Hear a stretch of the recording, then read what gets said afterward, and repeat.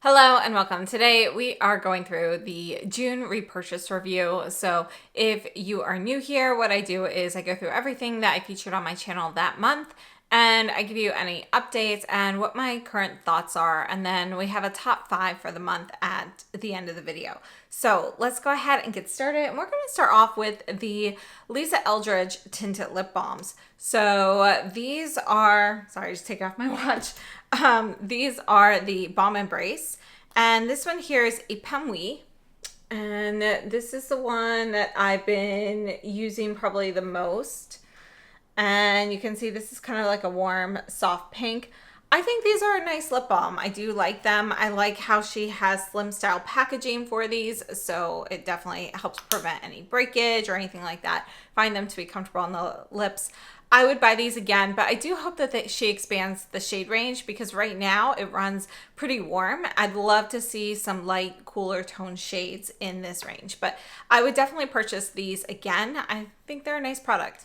One thing I'd like to note though about these is you do have a little bit of that clean beauty fragrance to them. So if you're not a fan of that, then you're probably, this product's probably not best for you.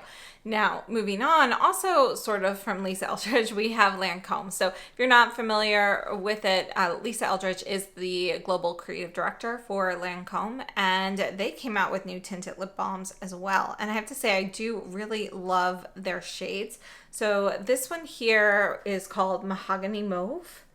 And you can see it's kind of like this deeper purple shade. It's got kind of brown and eggplant mixed together. And then this one is, what was it called? I wish I put the names on here. It's Mauvetivation. And you can see it's actually a little bit more pink than I thought, but there is a little bit of that plummy hue to it. Now, these don't have that clean beauty fragrance. They do have a fragrance. It's, I smell like mint. I smell a little bit of floral. I smell like a little bit of fruit. So it's kind of like a conglomeration of all of those. And so the fragrance, it does hang around a bit. I love the texture. I love the colors. I would definitely pick up these two again, but this isn't one that I'm going to collect because I do wish that, perhaps it didn't have so much fragrance in there. So I do like the balms and I'm glad I picked up these two shades and I do really like those two, but I don't have any current intentions of picking up more of those. So that's it for those lip balms. Let's continue.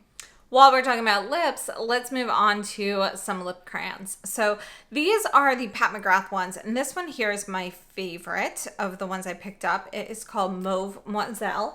And I have to say, I think her lip crayons are really nice. Now, the shades do appear warmer in person than they do in the promo photos. So this isn't as like purpley and plummy as I was expecting, but I think it's a really beautiful shade. You do still have some of those plummy tones, but they're definitely there's a bit more of a warm rose hue to them than I had expected. However, the formula glides on smoothly.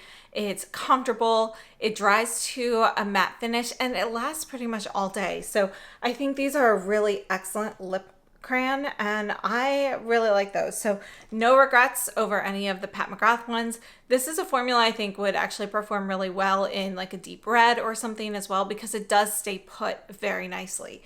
So definitely I think those are ones that I would pick up again. Now, as for the Ilia lip crayons, this is a shade Rhyme. And you can see this is kind of their plummy mauve kind of shade. You can see, again, we still have a lot of deep rose in there. And it's actually, we have a little bit more of like a brick undertone in there compared to the Pat McGrath. Now, I have to say, the colors for the Ilia, they also appear warmer than the promo photos. I would say there's more of a discrepancy with the shades in the promo photos with the Ilia versus the Pat McGrath. So the Pat McGrath are a little bit closer to being an accurate rendition. But the Ilia lip crayons, I have to say, I had really high hopes for these, but I don't love them. So I would not pick these up. My problem with them is that they just don't last. They don't last long at all. And yeah, so they're just, I don't mind them not lasting long per se, but they don't even seem to last on me as long as like a tinted lip balm or anything. So, and with one of these lip crayons, especially if you're looking for something this has a matte finish. So if you're looking for something with a matte finish, I do expect a little bit more longevity than something with more of a sheen, like a satin or a glossy finish. So these they don't hold up well for me, and I'm disappointed by the shade. So these for me are a pass. I would not pick up more of these. Next, we have the blushes from Haus Labs. This is the Glassy Lilac. And I have to say, I really wanted to love these, and I think they have some fun shades. They don't last super long. They do fade. Not terribly, but they're a balmy texture, and they can kind of move some of your base products if you're not careful. And, I find that it's a little bit too balmy of a product to kind of stay put exactly where I put it. So it's, these are okay. I would pick up some of these in some fun shades, for something that I'm wearing maybe like for 4 or 5 hours, going to like a pool party or something like that. But these are not ones that I would pick up with the intention of all day wear.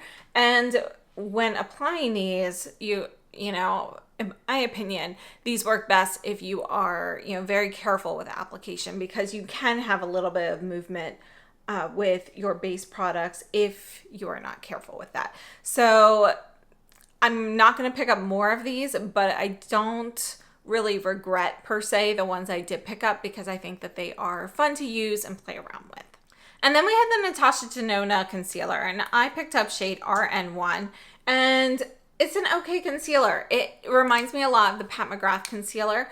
Less is more with this. So I found for me, and this shade is a little bit light, a little brightening.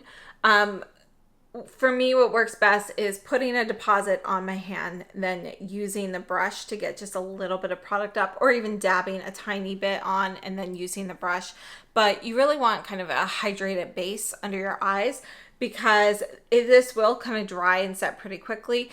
And you really want to use less is more with this, because, the smaller, thinner layers are going to work better versus a thicker layer can look a little bit crepey. Not necessarily creasing, but it can, it can emphasize some things that perhaps you don't want to emphasize. So I do think small, thin layers are best. I think it's an okay concealer. Some days I put it on and it's like, it looks great. Other days I put it on and it just doesn't look quite right. So, it's nice, but it's not a favorite. Would I pick this up again? I think it's always handy to have something like this in your collection. So if you're in need of something that's a little bit more full coverage, then this might be something to pick up. But, I'm not going to repurchase this. And then also from Natasha Denona, I purchased the Xenon palette. I know it's not super new anymore. And then also the Golden palette. So we did a comparison of these. And I have to say, I think the quality of both of these palettes is very nice. This is obviously going to run warm. The Xenon runs cool.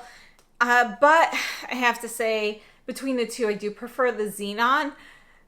Partly because we've got some different shades in there. We have different hues. We have grays that lean a little bit more gray or brown, but we also have some that lean a bit more blue. We've got like a pop of color with the pink and this taupe shade there. Whereas the Golden palette has lots of great neutrals, but we don't really have any pops of color.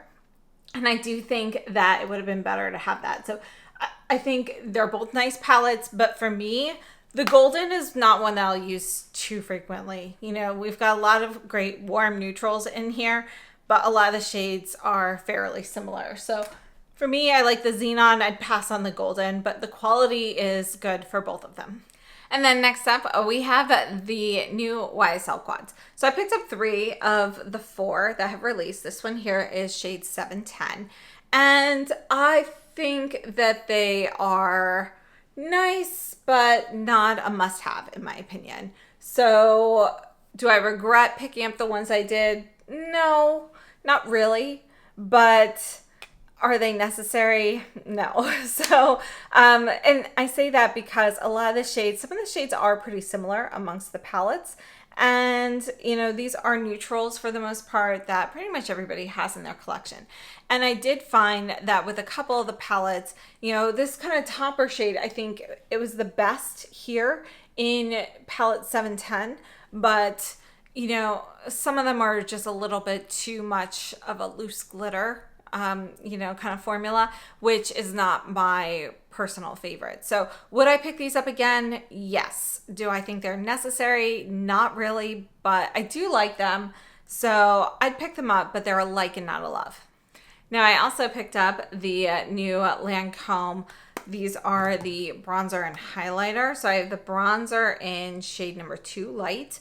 And the highlighter is the number 1, light glow. And I have to say, I do like these. I think the formula is nice. Packaging, you know, I think it's pretty. I like the embossing on there. This is the bronzer here.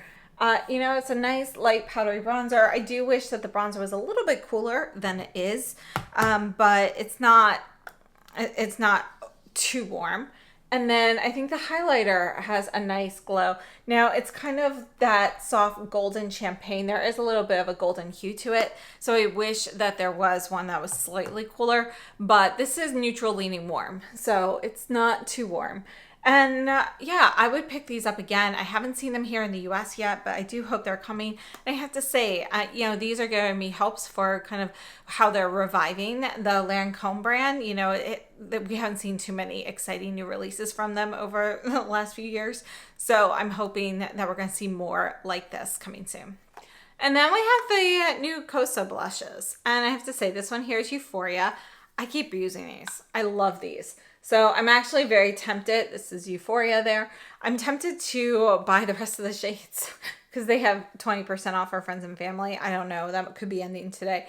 But yeah, you know, I'm very tempted. I do like these. They're a great marbled blush. You know, the marble blush is not something new. We've seen things like that before, but I think the formula is just really easy to use. You can build this up. You can get a really soft look. And, you know, these do have a little bit of a sheen to them. They're not like a flat matte, but they're not glittery per se either. So you do get a little bit of sheen when you build that up though. And then we went through a lot of eyeliners. So the Dior eyeliners. Right now, I actually have this purple one on, which is the, what shade is it called? Pearly Lilac. So that's right here. Oops. Making a mess.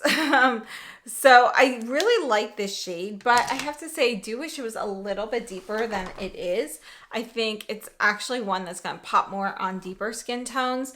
And for more fair skin tones, you probably want to use it more isolated versus with anything. So putting it on here, you couldn't see it at all. And I don't have, you know, deep eyeshadow on or anything.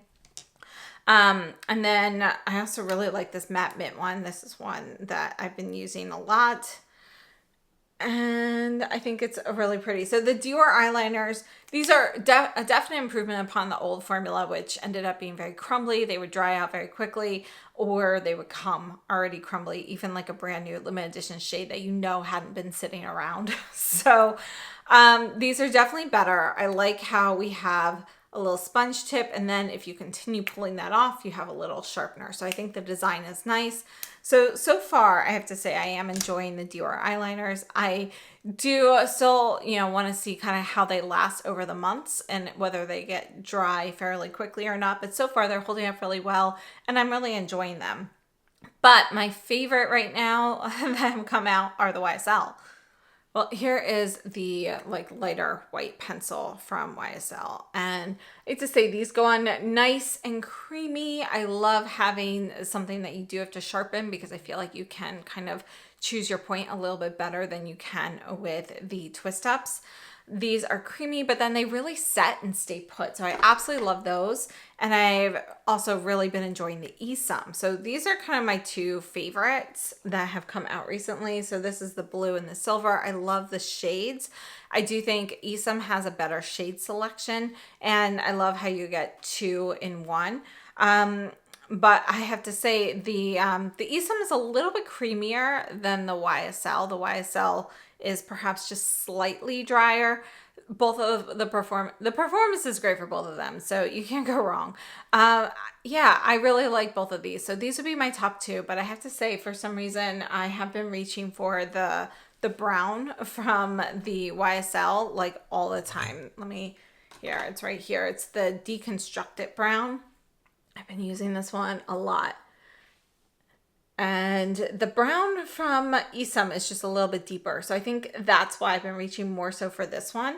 But I think it's a great, more medium hued cocoa brown. Then we went through my Dries Van Noten lipsticks. And I have a pretty large collection. They are my favorite luxury lipstick. I definitely think if you're looking for a lipstick to splurge on, Dries Van Noten is the one to go with. So I picked up the 2 new cases from Selfridges. They are currently sold out, and the 2 new shades. I actually have this one on now, which is the cool brown shade. We'll put it here. And you can see that it has a little bit of kind of this rosy mauvey hue to it. And I want to say, is it number, yep, 17. So this is going to be your matte finish. So right now I have the matte lipstick on, but then I topped it with the Byredo Frozen Memo Gloss. So then the other one that I think is so great, this is one of the lip sheers. This is just a great kind of vibrant warm red for summer. So I really love both the new shades, both the new cases. I love the lipsticks in general. These are definitely ones that I would repurchase again. And can't wait for these to come to the US. They're not here yet. Hopefully soon though. You know, you can see pictures of them on the website. They just don't actually have them available for purchase yet.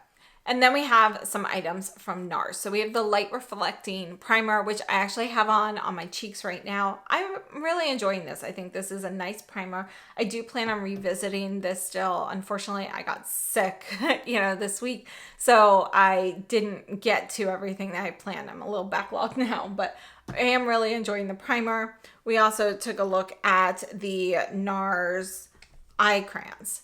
And I have this on my eyes right now as the base. This is the shade Don't Touch. And then I have it topped with the opal shade from Chanel in the singles. And I really love the formula for these eye crayons.